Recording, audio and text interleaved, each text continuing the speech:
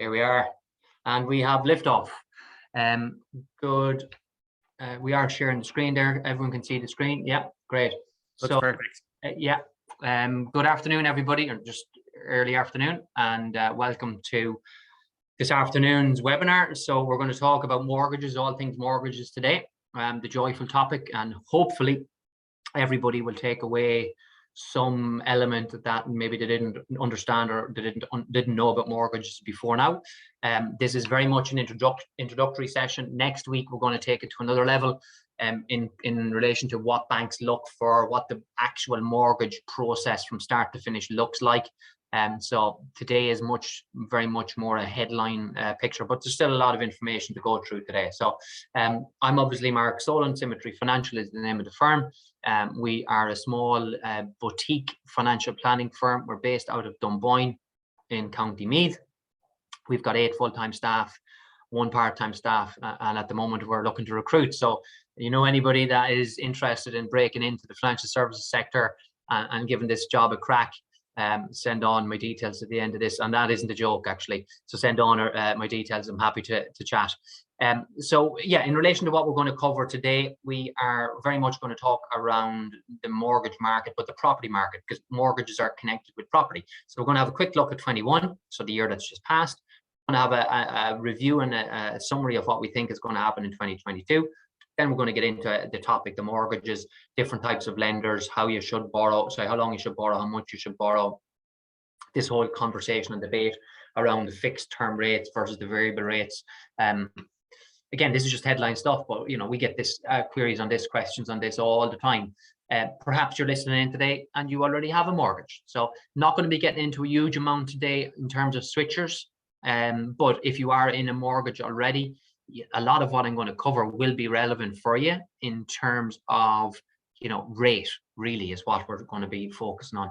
And then, can you save money? And if you can save money on mortgages, how do you do it? Okay. So just putting up all this information very briefly. You're not here for an economic webinar on the property market, but just it is relevant because this is what you are looking to buy. So the prices of property across the country finished up at just under 8% increase on average year on year. What does that mean? It means that from 2020 to 2021, we almost had a double-digit increase in property. In fact, we did in every location except the cities. So with the exception of Dublin, even Galway, Cork, Waterford, and even within some of those postcodes, within some of those cities, there's certain postcodes which would have had double-digit increases. The average increase around the country outside of the cities is 12.5%. So that, what does that mean? If you're not looking to buy in Dublin City, but you are looking to buy in Ashburn, Naas, Bray, Greystones, Delgany, Gorey, Arklow, Selbridge, Maynooth, Dunboyne, etc., the average increase in those satellite towns is 12.5% over the previous year. And then you can look at it county by county. And some counties will have had a greater increase than others. Limerick County, for whatever reason, had the lowest increase last year at just over 5%. Okay, so and then you have the cities, etc. So that's all relevant in terms of what you're trying to achieve. And people say, you know, you're bidding on property and it's now going up, you know, it's now going up, you know, 5-10% when you're bidding. And you might be saying, well, that's more than what you're willing to pay for the property, but it's not what the other parties it's what other parties are willing to pay. So you then have to, when you are looking at reviewing your approach to buying your first home, you then have to identify the property in the area. And what we're telling clients right now is you really do need to add on 10% to that asking price that's listed. And if you're not comfortable at that price, then maybe don't get involved. Okay. We have clients now buying at auction, which we never would have had before. Why is that? Because, you know, basically within the half an hour of the auction, whether you're going to be the highest bidder. There's many risks associated with that. Talk to us about it separately if that is your modus operandi and that's what you're maybe thinking of doing. Okay, so the average increase across the country, then you can read it there, is 291, and the number of properties on sale, again, this isn't a secret, the number of properties on sale at the moment is down and it's at all-time lows, and that's purely because we're not getting enough of a supply coming through. Our population has increased. There's a huge demand for property. So the supply is not there. New builds is the solution. There's not enough new builds going on because they're down in terms of the key locations. I know it does say up 36% in commuter counties. That's around the Dublin area. Hopefully some of you are not just Dublin, but in general around the country, new builds are at, again, stagnant pace. Then it really needs to ramp up, and hopefully 2022, the moving on from COVID period will help drive supply in that space as well. But not new builds aren't for everybody. And obviously you heard about the retrofit proposal coming out. My concern and my fear there, in terms of, as I just finishing off, in relation to property, my concern will be that all that's going to happen is that 25 grand grant or part thereof will just be absorbed in fees and costs of the build. People are already, we do a lot of self-builds and a lot of renovation mortgages in here, and people are already giving out and concerned and worried about the increase in the costs of product, the cost to get work done. You know, if that grant concept makes its way to the market, which it sounds like it's going to do, that's only going to further exasperate that. Obviously, things that are outside of everyone's control is the supply chain, you know, where the cost of lumber, the cost of material globally has hit peaks, with the expectation that if the supply chain structures can be fixed and remedied, and again, we're not going to provide a solution to that here today, but if that can be fixed, then that should bring the cost of products back down. Will that be then passed on to the end user? Yeah, I've seen it in the past where we've had these types of bubbles before in terms of product.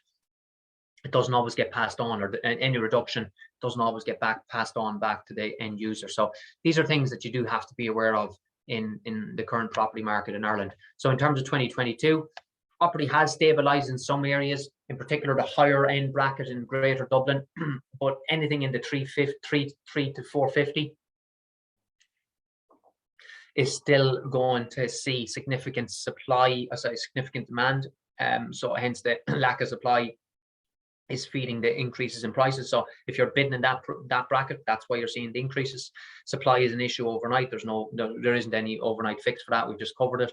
New builds, hopefully with the relief of COVID restrictions, will help that to consider. The Rebuild in Ireland home loans we've just mentioned, the shared equity, we mentioned the retrofit concept, and then you have this shared equity scheme. And the shared equity scheme is where first-time buyers and possibly second-time buyers in certain scenarios can avail of a government loan, so to speak, where part of the property is owned by the government, so you're borrowing less in terms of your mortgage, and the government are then taking a portion of it. And again, this has all been discussed. There's a paper on it if anyone has any interest in reading about it. So there's still a lot of things to be ironed out. The most important one, however, was the central bank approving it, which happened at the tail end of 2021. So the central bank approved it from a lending point of view. It won't destroy, or it won't disrupt the lending market, but there's a lot of other things that have to happen in addition to that. Okay, and again, rental market, not really for the audience here unless you are continuing to rent. Again, I would just point you towards the DAFT report, which came out, I think it came out last week or this week. I have it on my desk there. It doesn't make for good reading if you are in the property rental market. Again, it's just very simply supply issues, guys. So if anything, landlords are exiting the market. It's not that landlords are taking over properties. If anything, they're heading for the sidelines. And that's actually going to fund people looking to buy. And if you're renting at the moment, it mightn't be a bad idea to, off the books, approach the landlord and see if they're interested in selling the property you're renting. So we have a bit of that going on as well. So just you need to maybe use a little bit of street smarts as well if you are, you know, a motivated first-time buyer or second-time buyer. Because it's not a normal market at the moment. Okay, so in relation to the mortgage, I hope most of you know what a mortgage is at this stage. If you're listening into this webinar, you'll understand that it's a loan. It's a long-term loan, typically up to 35 years, but anything from 10 years really. And what differentiates a mortgage from a typical car loan or a holiday loan or a student loan is that the mortgage is secured against the asset that it's funding. So you're buying a house, the house has a title or a deed, that's the ownership document for the property. and as part of the mortgage process, that title or deed is transferred to the lender. So the lender take control. The lender take control of the asset as what's called the first legal charge. So they hold the right to that property until you've cleared the mortgage, and that mortgage could be cleared in 20 years, 25 years, and at the end of the process, then the title is removed or returned to you and or your solicitor. So if any of you have parents or family that have a mortgage, have a property without a mortgage, if you want to understand that part, ask them where their title or the deed is. Sometimes people don't know, but oftentimes it'll be with, and that's a problem, oftentimes it will be with a solicitor, okay, or in a safety deposit box in the attic, which wouldn't necessarily be a good idea. So where do you start then when it comes to the mortgage process? First of all, to answer the question, are all mortgages the same? So we get this. So what's the point in going to a mortgage broker, or what's the point in shopping around for your mortgage? Because a mortgage is a mortgage is a mortgage. Well, that's the first thing we want to just kick the touch, that there are literally dozens, I was going to say hundreds, there's not hundreds. Yeah, I suppose if we added them all together, there probably is a couple of hundred mortgage products, but there are literally dozens of mortgage products or types of mortgages on the Irish market. And Ireland is a small market for mortgages. You're going to see it in a screen grab in a minute, all the products that are available. There are literally loads of options. And what you get when you deal directly with a lender is the lender has a preference to sell a certain product. Doesn't mean that they're not going to offer other options to you, but they have a product that they want to sell over other products because it's a funding run. It's the bank's targets in relation to maybe selling 4-year fixed as opposed to a variable, or as opposed to a 10-year fixed, etc. So you just have to bear that in mind, that it's not always your best interest in relation to what the bank are offering. Number two, if you deal with Bank A and Bank A are saying X, Y, and Z to you, they're not necessarily going to tell you what Bank B will offer. They're not going to tell you, okay, if you go over the street there, they're going to give you something different. Okay, so, and that often is the case, that Bank A and Bank B will vary significantly.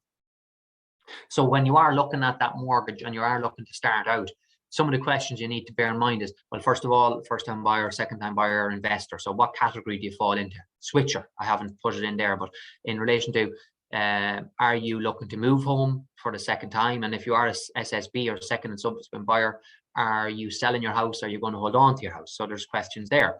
How long can you borrow for? So, you can borrow to 65, 67, 68, 70, and 75, and that's varied across the different lenders. So some banks will lend, actually 69 is another age that should be in there. So some banks will lend to 70, some banks will lend to 65, some banks will lend to 68. And then on the investor side, some banks will lend to 75.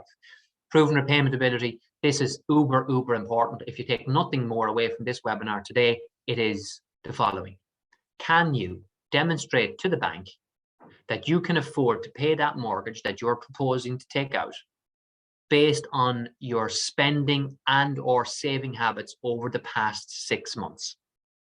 So I'll repeat that. Can you demonstrate to the lender, the proposed lender, can you demonstrate proven repayment ability? So the ability to repay the loan that you want to take out based on your spending and or saving habits over the past 6 months. And you will be surprised how many people are unaware of the importance of this point.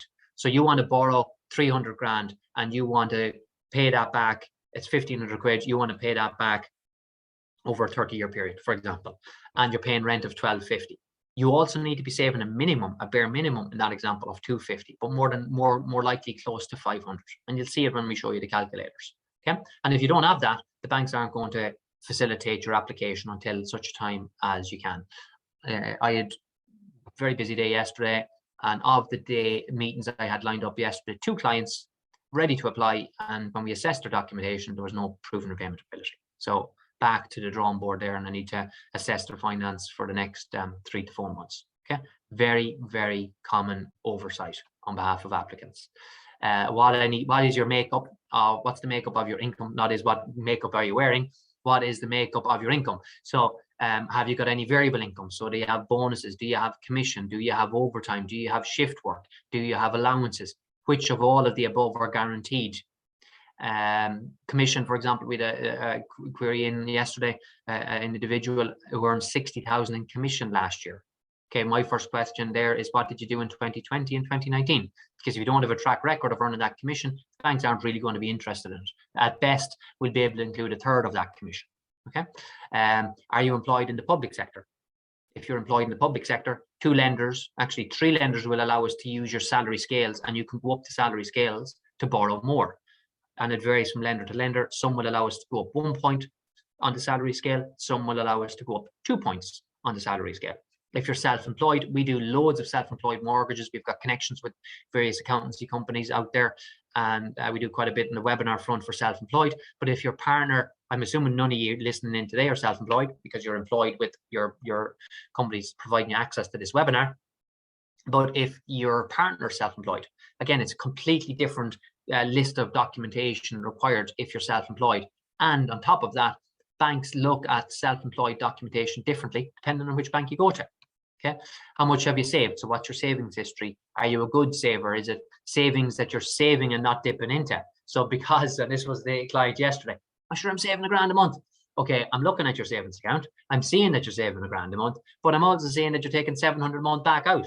So you're not saving 1,000 a month, you're saving 300 a month. Okay, so that is common. So why is that common? Because you set up the savings account 2-3 years ago, and some of you listening in will be saying, oh, geez, that's right. You set it up 2 or 3 years ago, and you transfer the money in. You didn't want to stop saving. It makes you feel good, but the money goes into your savings account, and then a week later you're coming along and taking it back out. So you have to split the difference. Have you got any loans? What loans are they? How much is left on them? What is your loan? What is your history in relation to repayment of loans? Okay, existing mortgage, obviously, for those of you that aren't first-time buyers. Okay, are you looking at exemptions? Are you looking at the exceptions? And more importantly, will you qualify for one? So how do you know you're going to qualify for one? Well, I'm going to show you an example at the end. Okay, should you use a broker? Should you go direct? That's entirely up to yourselves. I'd be perfectly honest with you. We do this for a living. And I have no idea, absolutely no idea, how somebody that has no experience in the space can do this themselves. I have no idea how you can do it. Honest to God, obviously you know that you're dealing with a bank, you're not necessarily getting full view on the market, but even that, even the process, the collecting the documentation, that's part of it. Then it's when you going from documentation to AIP and AIP to loan offer and loan offer to close. I mean, we drive all of that for our clients. I have no idea how clients can do it with banks, because the banks operate completely differently than brokers, in that once your mortgage has been sold, you're not dealing with that punter anymore. It's moving on down the pipeline. We know how it works. So God bless anyone that tries to do it themselves. Good brokers should be a one-stop shop. Not all are, so it comes with a warning. So you have brokers out there that have 1 or 2 agencies with 1 or 2 banks, and you know you're not going to get the full picture there. And is that the right way to go about it? So that's a question you should be asking a broker if you're dealing with them. Again, full disclosure, we're an agent for all the banks. Although Ultrabank are looking to remove that agency from us at the moment, but they're not lending, so that's fair enough. And they're exiting the market. Then the whole concept of variable rate versus fixed rates. The best products on the market right now in Ireland are all fixed rates. You have fixed rates as low as 1.95, and then you have variable rates as high as 4.5. So would you rather pay a variable rate or a fixed rate? Okay, and obviously if you want to pay the fixed rate, then you know you're going to get the best rate.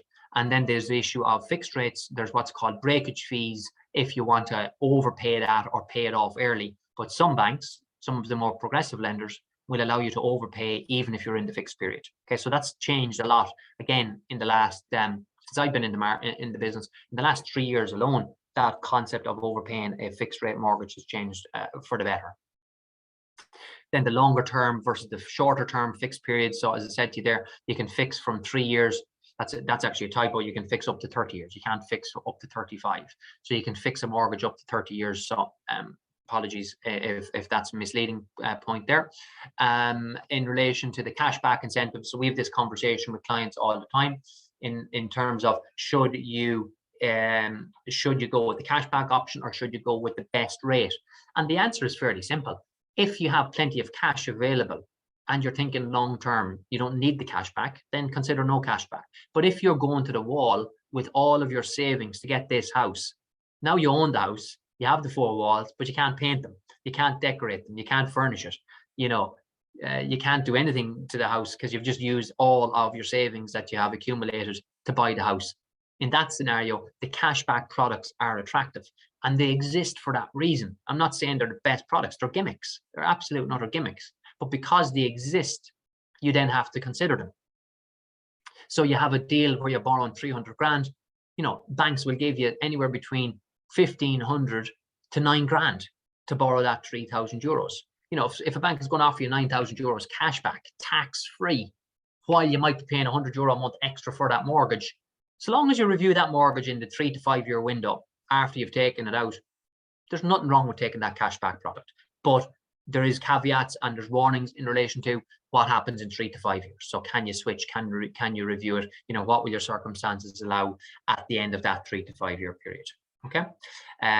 So if anybody has questions as I'm going along, I should have said at the outset, there is a chat function there. So do please use it there. And as I said, there's a question coming in and I'll answer it because I've just mentioned breakage fees and fees for overpaying a tracker. No, there's not. A tracker is a variable rate connected with the base ECB interest rate, which is currently zero, but negative.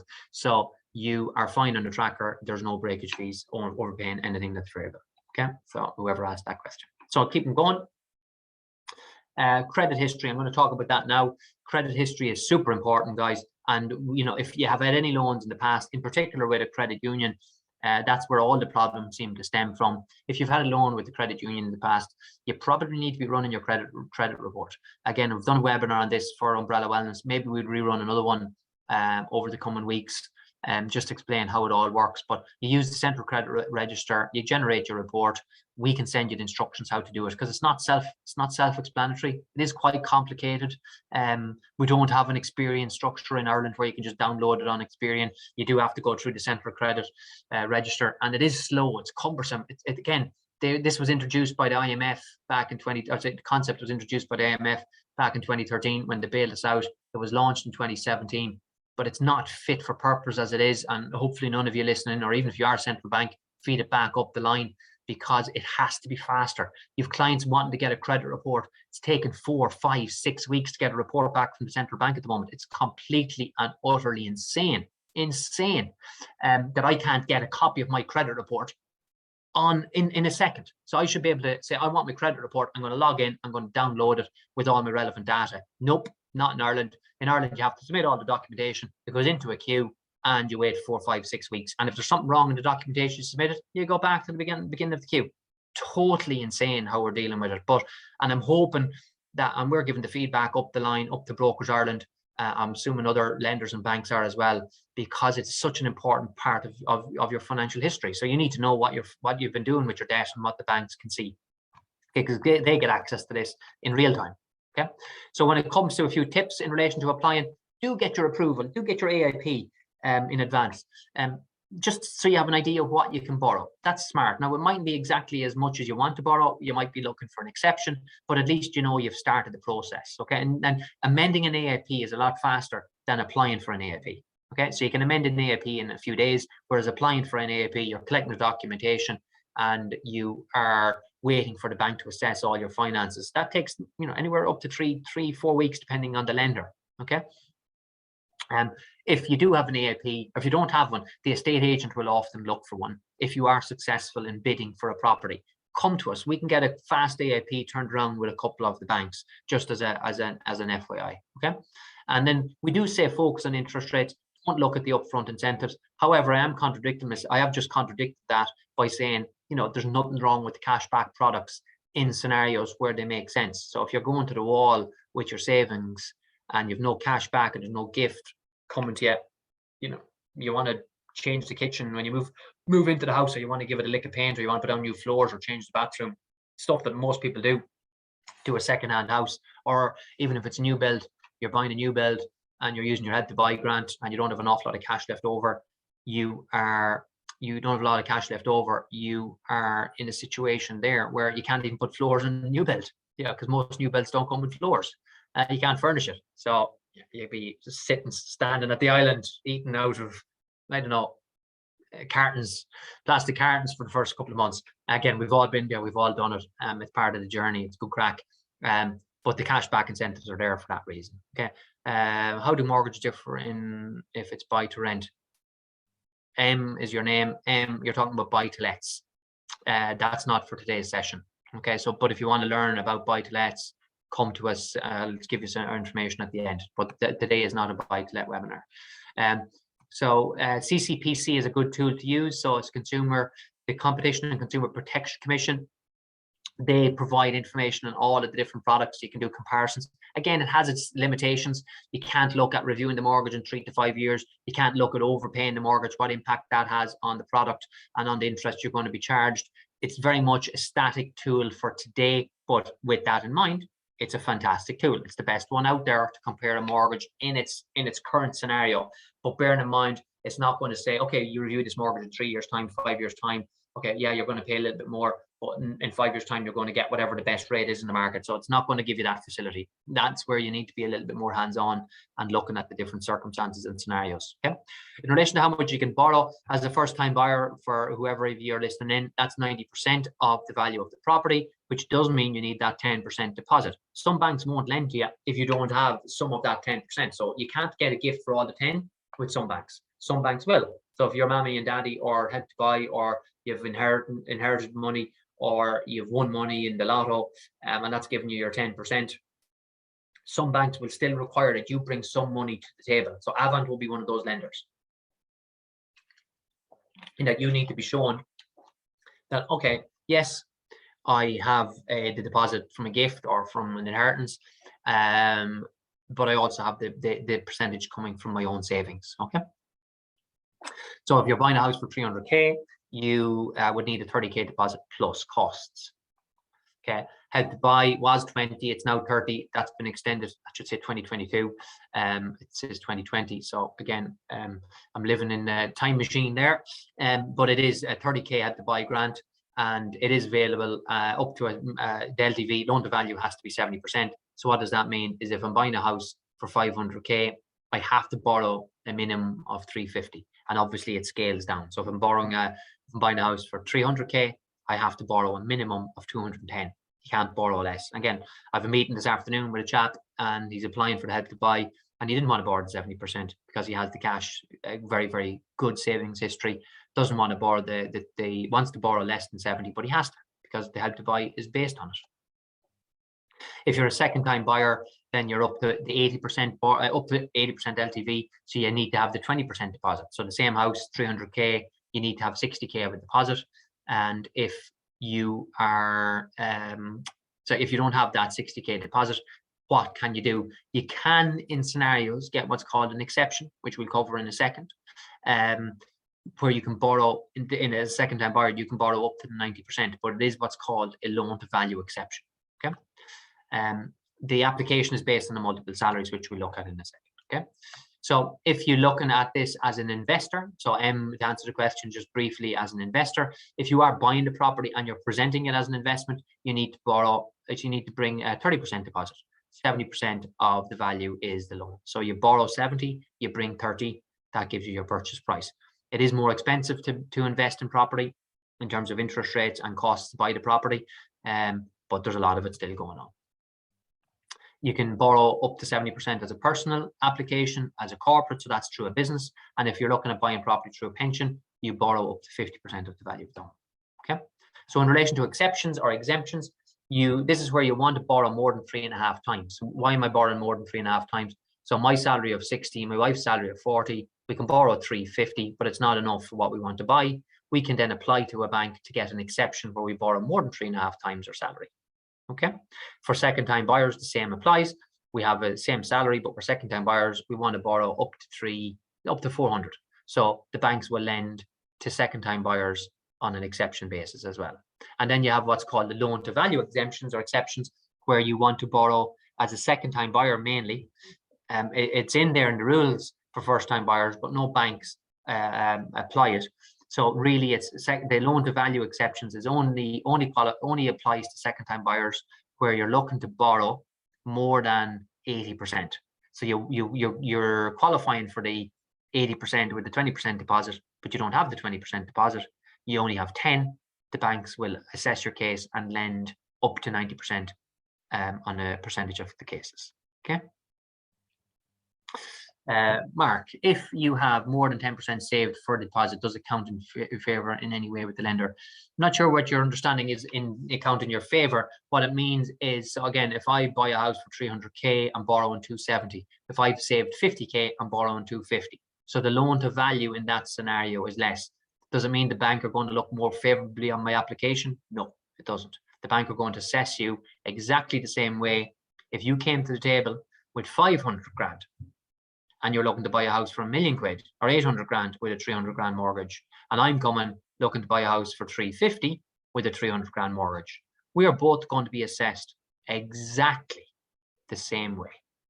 Okay, so hopefully that answers that question in case anyone has it in addition. Okay, so an example of a first-time buyer. So I'm going to buy this house for 300k. So this is the cost that I was explaining. So I have my 30k or my 10% deposit, but I also need to have my costs. So stamp duty, legal fees, outlay. So what are you talking about there? On the house purchase of 300, you're looking at additional stamp duty of 1%, which is 3k, and additional costs of another 3k, 2750, but it could be low, it can be a little bit lower, but probably higher. Most people overpay for the legal fee part. We see some ridiculous fees coming in when we're seeing the final outlay statements from clients, and they're paying 2.5 grand for legal fees.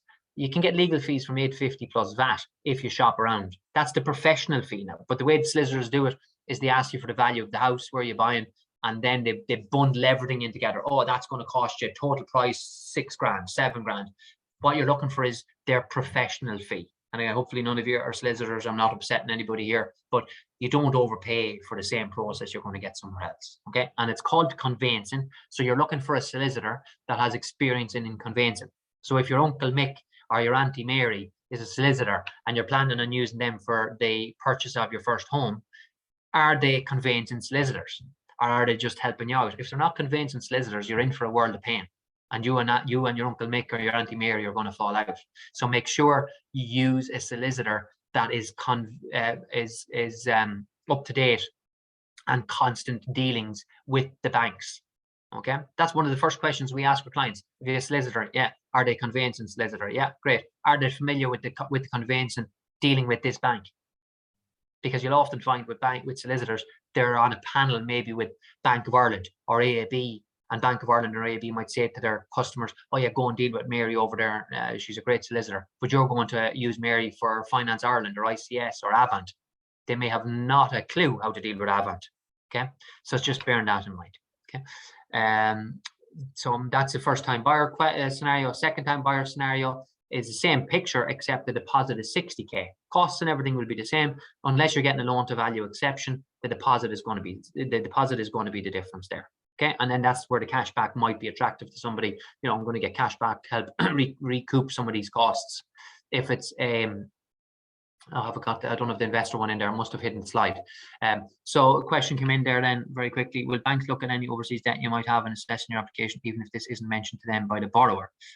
Superb question, Paul. It depends on your overall profile, your bank statements. Is there any connection to that debt? When did you move back to Ireland? How long have you been here? Any connections with the country that you're talking about? If there's no connections with the country, there's no transactions on your bank account, do you have to get into disclosing it? You probably get away without disclosing it. Okay. So moving on to the example of borrowing. So if my salary, again, I've given you this already, but just in visual scenario, my salary is 40, my wife 60, we're combined 100, we can borrow 350. We could, on an LTI or loan to income exception basis, borrow maybe up to 450, depending on our circumstances, depending on the property we're looking to buy. So that's where the LTI exceptions come into place. Example of purchase prices then, if I'm buying a house for 300, 350, 400 or 450, and I've got approval for 350 mortgage. Okay, so that's consistent across each of those examples.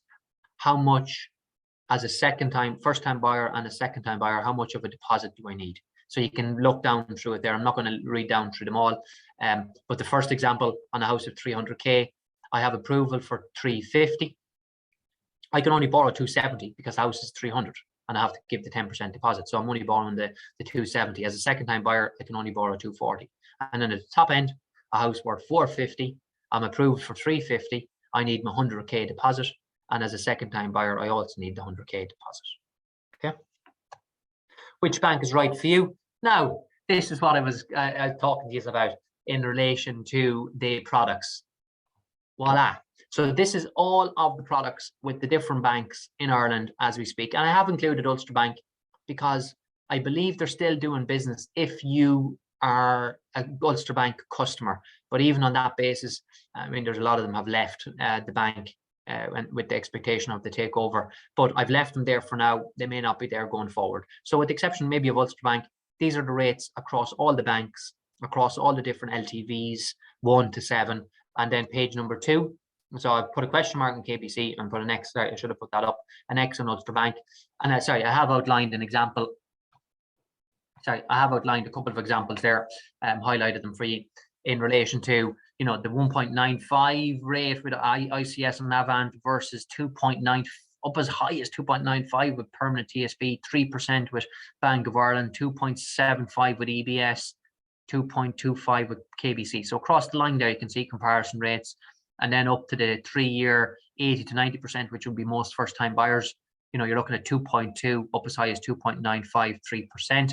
And then you have a very competitive 7-year rates there with Avant as low as 1.95. So this is where reviewing your mortgage on a regular basis when you do have it is super important. So that's the switcher concept. So I already have my mortgage. Should I review it? Well, I think that will explain it to you, that you definitely should be reviewing it. And then whatever savings you achieve, you put that back into the mortgage. Okay. Coming up towards the end of the webinar in terms of time, so I want to just speed through some of this. So in relation to which bank you're going to consider, of an X through Ulster Bank and a question mark around KBC. Let's have a quick look then at how it all works. Okay, so if I'm going to borrow 350, I'm going to borrow 350 at, just put in the middle interest rate of 2.5%, a term of 35 years. The repayment on that is going to be, the start date doesn't make any difference there, first of the third, doesn't make any difference here, okay?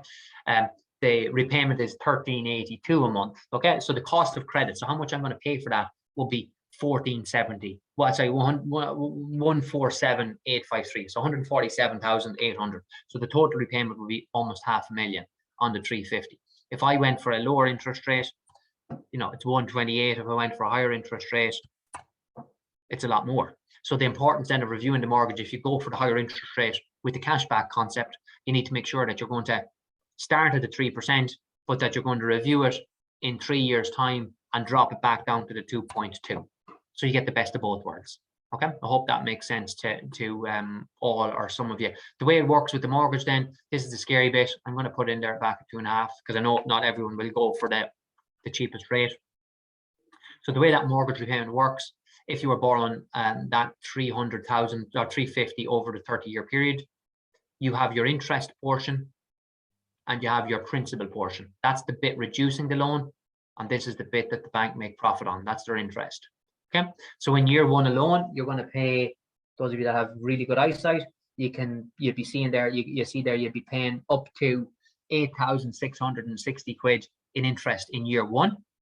And then the capital repayment obviously would be the balance, which is 7,900. Okay. And your loan at the end of year 1 would drop from 350 to 342. So not a gigantic drop based on the fact you're paying 1,400 a month.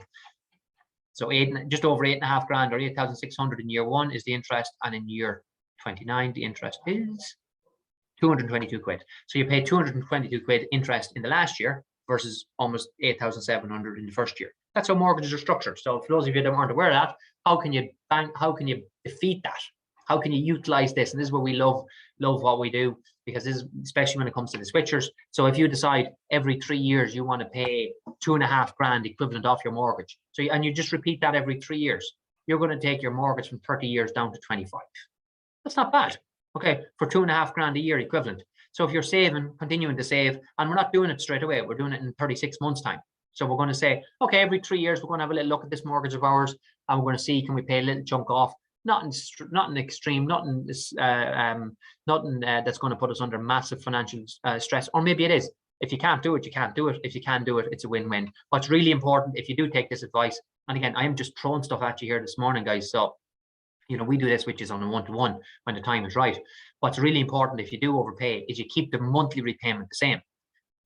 and then you benefit from the reduction in interest the following month. What most banks will try to do is they'll try to keep the repayment in line with the interest. So they'll take the 1382 and they'll drop it to 1362. So the benefit of paying the lump sum has just been negated because you're now paying less interest, or say now paying less capital. So you're paying a similar amount of interest. So it's really important. Paying lump sums, fantastic way to defeat or beat the banks at that interest game, and repeating it as often or as affordable as it is, and making sure then that you reinvest whatever your savings is. And equally so, if you went from a 3% to a 2.2, so the repayment will go from 1475 to 1328. So you take that 150 a month and you overpay the mortgage.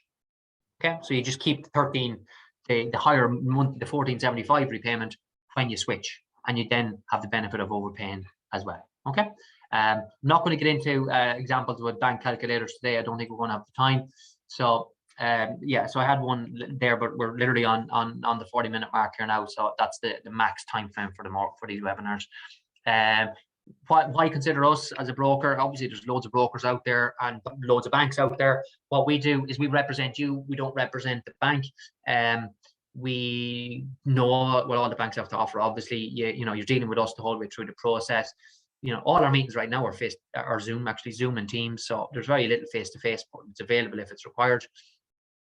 We don't charge a fee. Actually, I should highlight that. So most brokers, all brokers get paid 1% by the bank. It's built into the mortgage product. So it doesn't cost you extra. So I'll just repeat that. It doesn't cost extra to deal with a broker because the broker has been paid the 1%. Some brokers, a fair few, charge a fee on top. We don't. We operate on a referral structure. You like how we do business, you think we're good at what we do, we just ask you to consider referring us on to your friends, family and colleagues, etc., etc. We're motivated, therefore, to get your deal closed as quickly as possible because we're going to get paid at 1% once the mortgage draws down. We don't earn it straight away. We earn it over a 36-month period. So while we might be getting 3.5 grand if your mortgage is 350k, we earn that over a 36-month period. Okay, and then we've got discounts and deals and partnerships, solicitors. That's a life cover snapshot, not for this morning or this afternoon. We've got painters, decorators, surveyors, energy providers, electricians, heat installers, interior designers, tile providers, garden renovating companies. We have a panel of companies that we refer business to that we like, to do a good job. Our clients are always giving us good feedback on it. Again, they don't work for us, it's not our company, but it's just these extensions that are available to you, and because we're referring business to them regularly, you generally get a fairly preferential treatment. So that's it. One or two other questions there in relation to the bank. So some of that stuff is fairly generic queries, so if you do want to come out back to us and run the scenarios by us, again, there's no urgency. We're ready for the chocolate for next week. I'm taking the midterm week off myself, so if I can fit you in for next week, otherwise it'll be early March. But again, think of it as a journey from start to finish. Don't get overwhelmed by it all, and try and enjoy it. View as many properties as you can. I'm just trying to think of little tips we give people if we don't get to talk to you individually. View as many properties as you can. Make sure whoever's representing you has your best interests, and yeah, don't stress it. Do not, and that's what we'll cover next Friday. The process in more detail, and where people do get stressed, and things that we can point out that can help you not get stressed at those points. Okay, so get onto the website if you want to book a consultation. Drop us an email at the info@Symmetry. And other than that, we are. Mark, sorry, one question, Mark. Would you recommend taking out loans just to prove your ability to repay? And I'll finish on this one. F. O'Brien. That is the biggest gimmick that the banks have ever bought out. Take out a loan there now, Mark, because you're going to show us that you have the ability to repay the loan. Complete and utter nonsense. All they're doing there is selling you a loan. You do not need, and I will repeat, I've done this in previous webinars, you do not need to have a loan to qualify in your past to qualify for a mortgage. All you need to have is strong repayment ability. So whatever your F stands for, Fergal or Fiona, you're better off saving that money than you are paying a loan to a bank along with the interest. Okay, and you'll end up having all of that money in your current account or savings account, as opposed to just paying back the 5 grand loan you've taken out and paying off the interest. hopefully that answers that query for a few people that might have had a similar question. It's a very good question. We get asked it, but it's absolute and utter baloney. But the banks do sell it. Okay, great, guys. Loads of information there. Hopefully you took some of it on board. I do talk fast. Apologies for that.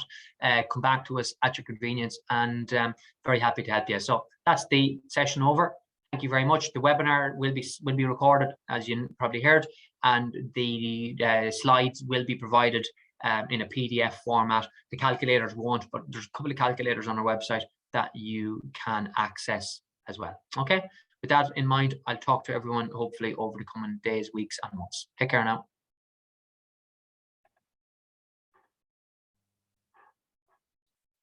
Stop this.